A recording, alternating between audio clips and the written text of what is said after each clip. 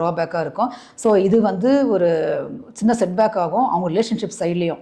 So இது வந்து பார்த்திங்கன்னா இப்போ அவங்க கூட லவ் ரிலேஷன்ஷிப்புக்கு வந்துட்ட பிறகு இது நிறைய இஷ்யூஸை க்ரியேட் பண்ணோம்.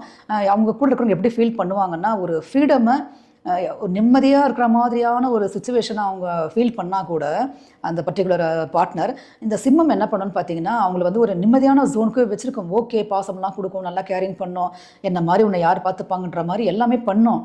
பட் அந்த பார்ட்னருடைய ஃபீல் பார்த்தீங்கன்னா ஒரு என்ன சொல்கிறதுங்க, ஒரு ஏதோ ஒன்று போய் மாட்டிக்கிற மாதிரியே இருக்கும், ட்ராப்பில் போய் மாட்டிக்கிட்டோமோ அப்படின்ற மாதிரியே இருக்கும். ஏன்னா அவங்க வேறு யாரை பற்றியுமே சிந்திக்க முடியாது. அந்த அளவுக்கு வந்து இவங்க ரொம்ப வந்து டாமினேட் பண்ண ஆரம்பிப்பாங்க. கொஞ்சம் அலட்சியமும் காட்ட ஆரம்பிப்பார்கள். மற்றவங்க வந்து பண்ணக்கூடிய அந்த கனெக்டிவிட்டியை வந்து மேக்ஸிமம் இவங்க வந்து கொஞ்சம் அந்த ஒரு வசீகரத்தன்மை கொண்ட ராசி வந்து சிம்மம். அப்போ என்ன பண்ணுவாங்கன்னு பார்த்தீங்கன்னா கொஞ்சம் இவங்களை ட்ரிகர் பண்ணுறது, அப்புறம் கொஞ்சம் விலகிறது. ஒரு டெய்லி ஒரு மெசேஜ் பண்ணுவாங்கன்னு வச்சுக்கோங்களேன்.